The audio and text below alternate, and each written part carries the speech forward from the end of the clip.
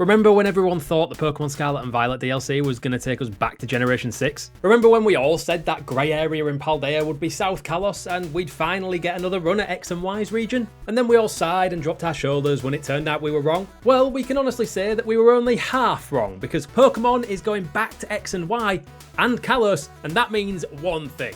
Well, it actually means a lot of things, but Mega Evolutions are back in the game, people. Let's get into what we saw in the trailer, things you may have missed, and what it might all mean. First and foremost, the full name of the game is Pokemon Legends ZA.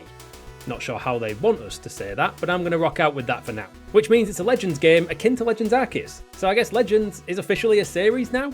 Considering the trailer shows off Lumiose City, the capital of Kalos, we know that ZA will be set in Gen 6's region at the very least, but what's more of a mystery is exactly when it's gonna be. The trailer, while being frustratingly light on detail, does at least mention a city redevelopment plan, which likely means that Lumiose is either not built yet, putting it back in much earlier times, though redevelopment suggests that's unlikely, or is just a much smaller settlement with grand plans of expansion. The short answer, unfortunately, is we don't know. It's not likely to be set back in the time of AZ and the war that threatened to wipe out Kalos that's mentioned in X and Y and sets up the whole plot, but we can't really rule it out. It should also be said that the teaser for the game says that a new adventure awaits within Lumiose City, where an urban redevelopment plan is underway to shape the city into a place that belongs to both people and Pokemon. Now, we wouldn't imagine that the game will be set entirely in Lumiose City, and maybe Pokemon are just being coy with the setting, but that does imply the city is going to be the main area for our adventure this time around. The trailer makes a point of keeping the area outside of Lumiose completely free of detail in the trailer, so maybe it really is a walled city, standing against the harsh and foreboding wilds outside. We'll have to wait and see. What we do know, thanks to Kalos being steeped in the history of Mega Evolution, is that Megas are absolutely back. And just in case it was in doubt, Pokemon even included the Mega symbol at the end of the trailer, to really hit the point home. Megas are easily the most popular gimmick the Pokemon series has ever had, and there have been calls to bring it back into games pretty much every single time a new one drops, and it looks like Game Freak have finally decided to cash in on their most popular mechanic. Chances are we'll be looking at returning Megas as well as brand new ones. Maybe they simply died out as time went on, who knows? Or we could of course be looking at a futuristic Legends game, although I feel that's unlikely too. What a Legends game probably does mean is brand new Kalosish?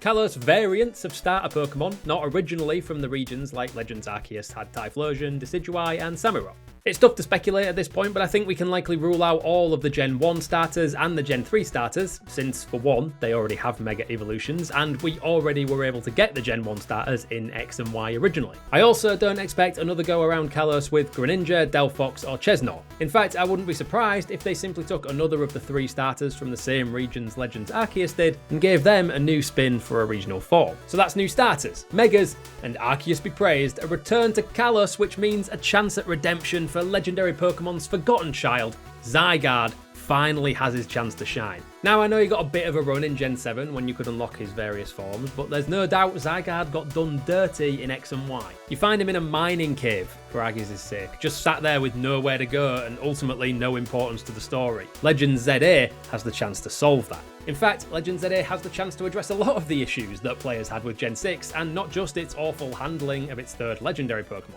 It seems like a prime opportunity to finally let players legally access AZ's Floette, a Pokemon that has been hidden away in the back end of Pokemon games for over a decade, a chance to expand the lore of the region and the war that set it on the path we come to in X and Y. I don't think it's likely, like I said, that ZA will take us back to a time where Pokemon are fighting a literal war. That seems a bit much for Game Freak's taste, but ZA being a reverse of AZ's name, and AZ being the king at the time who used the weapon Team Flare would try to utilise for themselves down the line, that can't mean nothing, can it? Obviously, judging by the trailer, the focus is very much on what the Kalos of the future looks like, and since it's being redeveloped for people and Pokemon, we can probably rule out the kind of Pokemon are terrifying creatures narrative of Legends Arceus.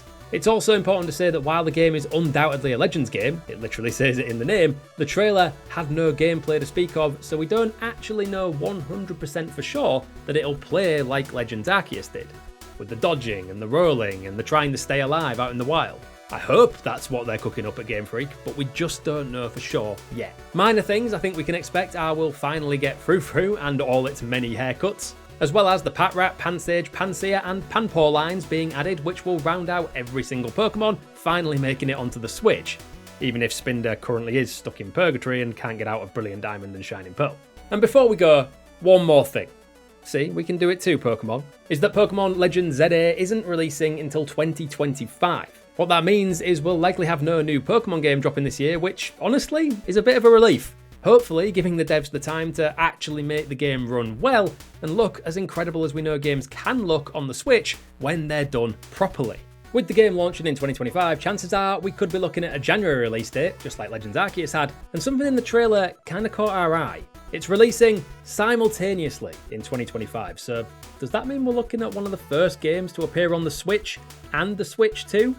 It's possible. Fingers crossed we won't actually have to wait too much longer before we at least find out more about where, and most importantly, when Pokemon Legends ZA will take us.